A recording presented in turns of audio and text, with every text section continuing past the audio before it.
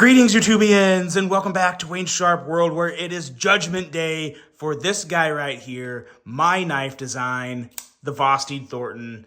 Let's get a full review of this and tell you guys just everything about this knife. Now, if you think I am just going to sit here and say a bunch of really good things and not have anything negative or anything to critique about this knife, you're wrong, because I do have a lot of really good things to say about it because I do love this knife, but it's not perfect. There's a couple things I'd like to tweak. I would have liked to have seen better, and we're going to talk about all that in this review. But first, I want to thank you guys for tuning in. If you like what you see, please do me a huge favor, hit that subscribe button, follow along, and I will continue to bring you the content and hopefully more knife designs. We'll see how well this one does. If it does well, this is not the last one, I can guarantee you that. But first, let's take a look at some overall specs on this knife right here. We have an overall length coming in at 7.5 inches with a blade length of 3.18 inches and a blade thickness coming in at a slightly thicker than average 140 thousandths. Blade material on this guy, 14C28N. There's no way I was designing a budget knife not using 14C28N, one of my favorite budget steels. We have a blade style, kind of a mashup of a modified Warncliffe with a sheep's foot blade. Probably my all-time favorite combination of a blade shape. This is what took the most time right here. This was quite a process of just thinking it, little tweaks here and there. But yeah, we'll talk more about this when we get to the blade. We have a flat grind with a handle length coming in at 4.32 inches, a handle thickness at 506 thousandths. Handle material, we got 3 different types here, 2 options of material and 4 total variants. Let's bring them all out here real quick, take a look at them. We have green micarta right there, black micarta right here. We have 2 G10 options with a little more of a design on the handle. We have your blue and black there, and then orange and black right here. So that's all your options, and there'll be a bunch more pictures on the website where they are now available right now over at Vosteed.com. Of course, there's a link below, and if you guys pick one of these up, I sincerely, huge heartfelt thank you going out to you right now if you're picking one of these up, because it truly does mean a ton to me. I am going to bring the rest of these 3 off the table because we're just going to focus on this one so we don't have too many knives on the table. Everything I'm saying about this knife applies to all of the other 3. They're all the exact same knives, just with the difference of the G10 and micarta. That's really it. So let's get back here. We have a button lock for the locking mechanism, and this is utilizing the Trek lock, which, as you guys, most of you probably know, if some of you don't, there's 2 different types of button locks. There is a button lock that, as you see here, you can kind of see the plunge of the button coming back and just kind of pushing up behind the tang of the blade, keeping it from moving, which is what locks it. Or there's this type here where you can't see the plunge of the button because the button itself, the plunge of the button is fully within the bottom of the blade here. It goes into a full circle. It makes for a slightly better lockup, and in my opinion, I've just had better experiences with it myself, so I really wanted to go with it, and I was really happy to get the Trek lock on these Thornton knives. User, I caught some flack for this, and I will explain myself later in the review. We have a right hand only tip up carry. I do regret that right now. I'll be honest right now. I do regret not putting that left hand option, and I'll explain a little more on that when we get to the handle. As I already said, designed by me, Wayne Walter of Wayne Sharp World. And a price coming in at $79. $79 for any of the 4 variants. And I think that's a very solid, very fair price. That's pretty much where a lot of button locks are at right now. And one coming out of Vosteed, which is one of the best budget knife manufacturers out there, I think is a very fair deal. And I was really, really stoked on how these turned out. Quick little backstory on the knife. If you guys didn't see my video when I first kind of made the big announcement on YouTube, this knife here, the Thornton, is named after my grandfather, Wayne Thornton, and the design inspiration comes from a Boeing 737 and my massive love of traveling and adventure in general. So that's where that comes from. Let's take a look at some size comparisons and see how it lines up with some of my other favorite, we'll keep it in the realm of button lock knives today. I don't know why, just because. Here's one that's slightly bigger, but I think will be really good for scale to get an idea of the overall length and size of this. The Civivi Conspirator, and then we'll also bring out here the CJRB Pyrite, which is just a smidgen, and I mean just an absolute smidgen shorter. So yes, that I think does a lot there, but I got a couple more to bring out. Let's see here. We have the Kaiser Original XL, and very nice lineup right there. And then two more. You know we got to bring some Vosteeds out here. Probably my two other favorite Vosteeds. I'd be lying if I said this wasn't my favorite Vosteed now, just because of the clear sentimental ties we have going on. But we have the Vosteed Raccoon there, and then we have the Thunderbird in titanium, which is slightly shorter than the original Thunderbird right here. So there's your size comparisons. I think you guys can see this is very much, I think, like that perfect medium sized for a knife. Not small, not huge. I would really like to make a larger version of this, but we'll see. The first drop has to do well, and with your support, hopefully we can make more runs of this knife with some other fun plays and takes and all sorts of different things going on with it. But now let's talk about this blade, because like I said, the blade it's my favorite part of the knife because this is probably my idea of a perfect blade shape. I love it. You can do a little piercing with the tip, not made for piercing. This blade was made for like the perfect functional everyday carry knife. It's got a nice slicey edge coming in at 14 thousandths. We have that high flat grind that pairs really well with the swedge. That is really a lot of aesthetics have to do with the swedge. Maybe it'll help reduce a little drag, but the swedge just really pulls this together. I think this blade I really do think it looks gorgeous. It is one of my favorite blade shapes I've ever seen, and obviously I put a lot of thought and time into this. And we have, like I said, I think I said the edge coming in at 14 thousandths. So a very slicey edge that leads up to a tip that is nice and slicey in its own right, but it's also not dainty. It's a rather strong tip, for what we got here. So it's going to work really well from tip all the way down to the bottom there, and, take care of any EDC task you have just fine. The front flipper here, the front flipper and thumb studs, I think are placed perfectly. Very easy to kick that blade out. And however you want to use that front flipper to get this blade out, that's going to work just fine for you too. It has some very nice jimping. This does make for some good tackiness.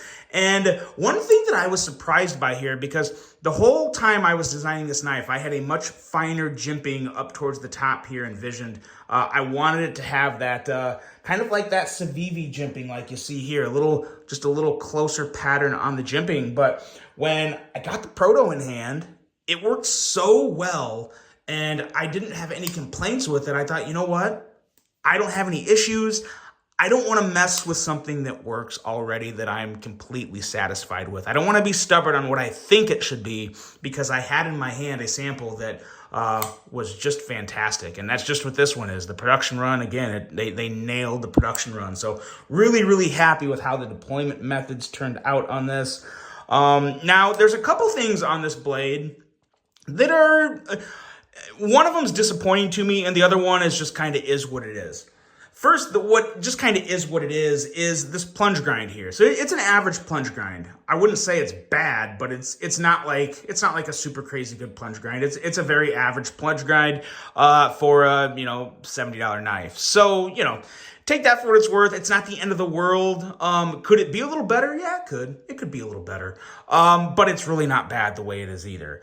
What I am kind of bummed on, but this was also somewhat my decision too. This came down to the last second, and we just kind of ended with what we have here. There's no maker's mark on the blade. As you can see now, I did design myself a maker's mark. I was a little late getting it to Vosteed because I've been super busy lately. But I got him the Maker's Mark, and then we looked, we're like, where are we gonna put this Maker's Mark? Because the way I designed this, I wanted that high flat grind.